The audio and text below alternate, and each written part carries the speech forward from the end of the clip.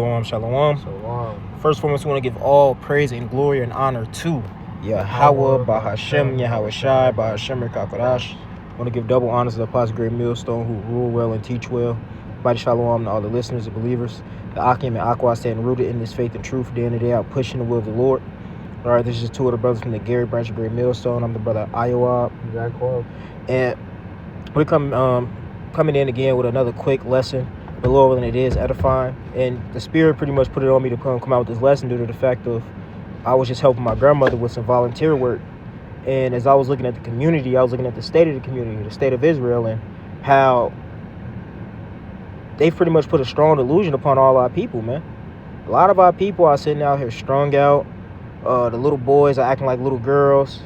You have different people going underneath a different guideline of the under different doctrines and different things, and it's just showing you how far off Israel have actually went.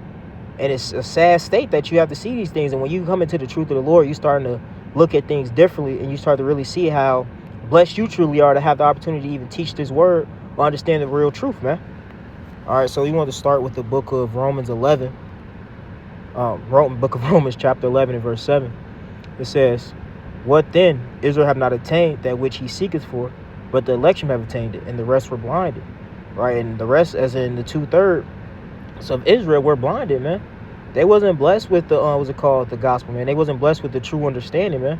And they've been blinded by who? These false prophets, these so-called pastors, right? All of these different doctrines, man. All these different doctrines have our people in a docile mind state, at the bottom being okay with it, right? And you have some people who are believe themselves to be truly searching out, but they're underneath the wicked shepherd, man. And it's just wrong.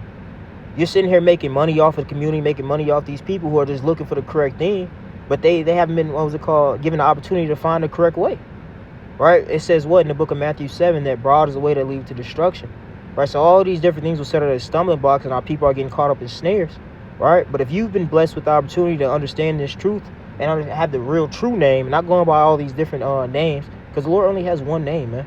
You're not going to answer to any other name. Right, so the Lord only has one real name, and his son only has one real name, man.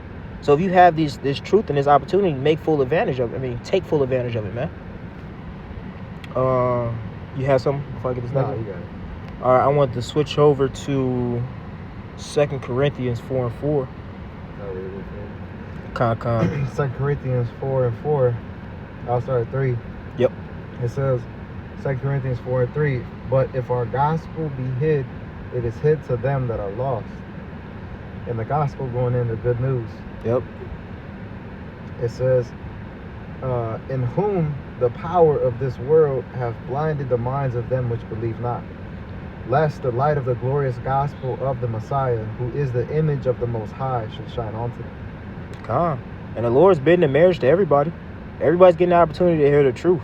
And some people are able to obtain it, but there's a lot of people who hear these different things, but yet they end up right back blinded by the God of this world, man, by anything that they put in their foresight, man. Whatever their eyes are truly upon. You have some people that still stuck in the Christian church. Mm-hmm. You have some people who've made it out of the Christian church, but now you're stuck in all of these other different camps, right? But at the end of the day, it was all blinded by the God of this world, who was given that, instructing to do these things from our power, right? But they've been blinded by these things, and the only way that you can get out of these snares and traps is if the Lord wants you out of them, and he gives you that understanding, man. Not everybody was blessed with the fear. Not everybody was blessed with faith. All right. What'd you stop at 4? Okay. It says, yep. Let me get that in the AMP, because AMP go hard too. Okay. It says, "But even if our gospel in some sense hidden behind a veil, it is only to those who are perishing."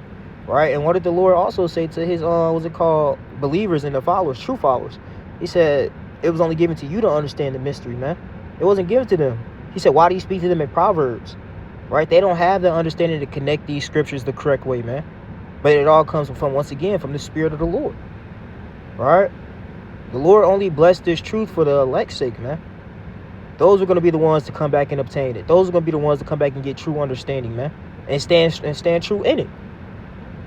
It says, verse 4, "Among them the God of this world, Satan, has blinded the minds of the unbelieving to prevent them from seeing the illuminating light of the gospel of the glory of Hamashiach." right? And they have been blinded, man, because a lot of these people are in darkness.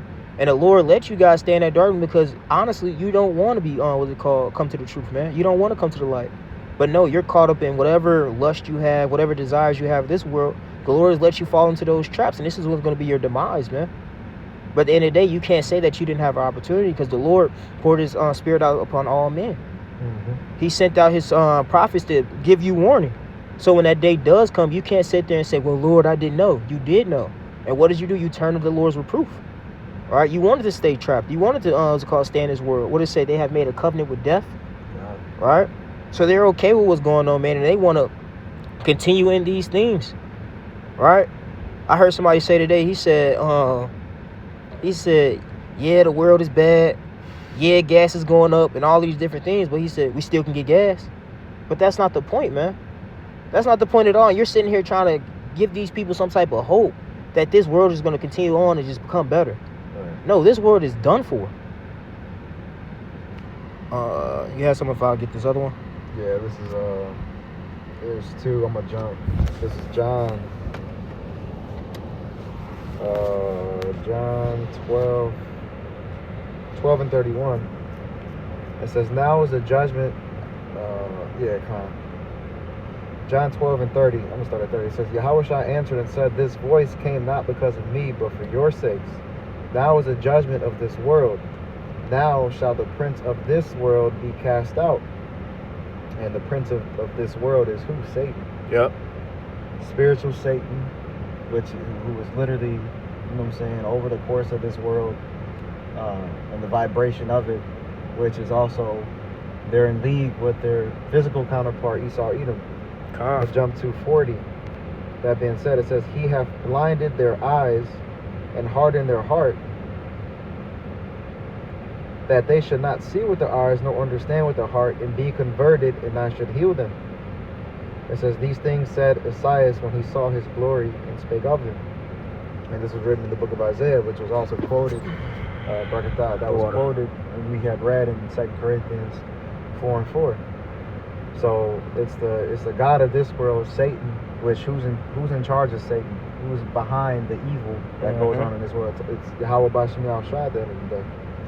But they're basically entrapped, they're ensnared. Let's say their conscience was seared with a hot iron. Why? Due to the fact that this thing of ours is only for the elect. The rest of Israel, the wicked, they're not going to see, they're not going to understand in their mind, lest they be converted and healed them, because they were already slated for destruction from the beginning.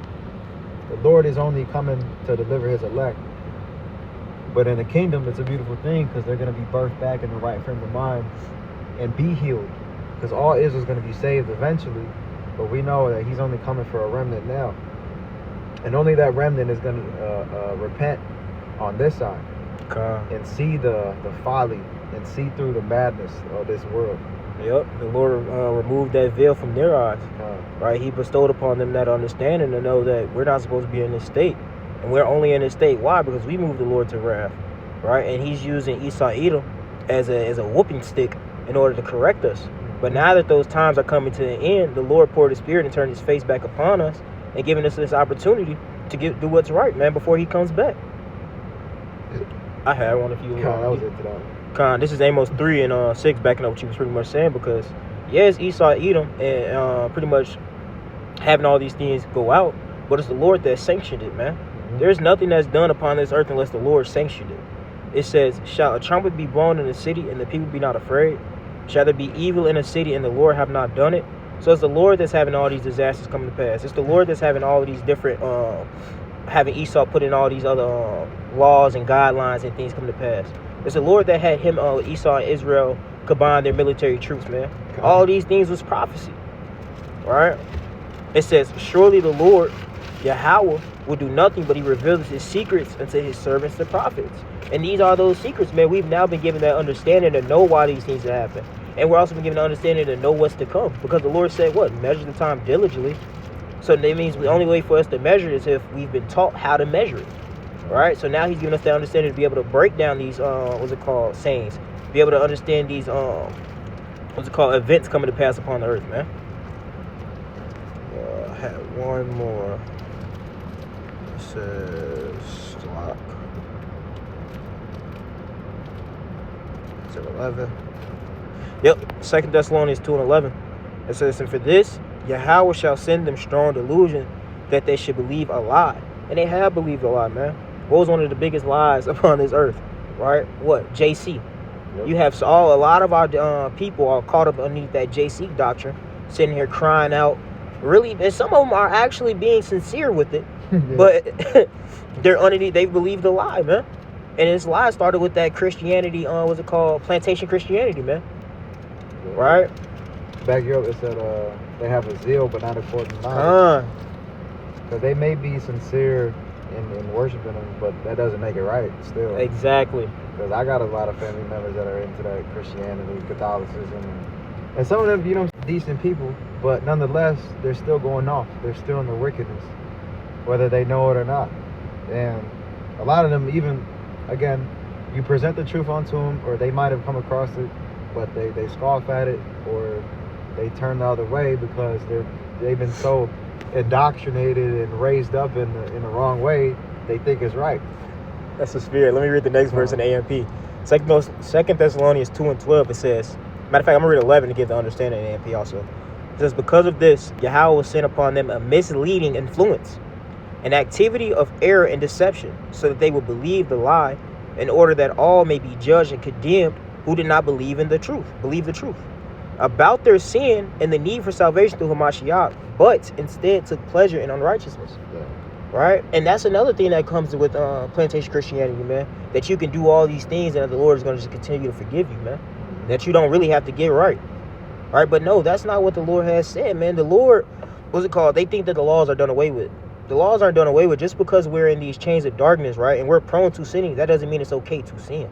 No, we're supposed to be getting better. The old man should be dying daily. Right? But in plantation Christianity, they really don't push getting better. They don't push stop sinning. No, they just push come in, sing these songs, praise the JC, and give us your money. Mm-hmm. Right? It's all a scam. It's that, what's it called? A lie. It's a deception. Right? But at the end of the day, all of these things have to come to pass, man. Everybody has to play a role. Everybody has to feel a lot. Right? So if you've been blessed enough to have the possibility of having a lot of understanding, being a part of the 1/3, the remnant, the 144, whichever it may be, wherever you may fall, hey, take full advantage of this opportunity, man, because it's easily given to you. It's as easy as you can take it away. That's right.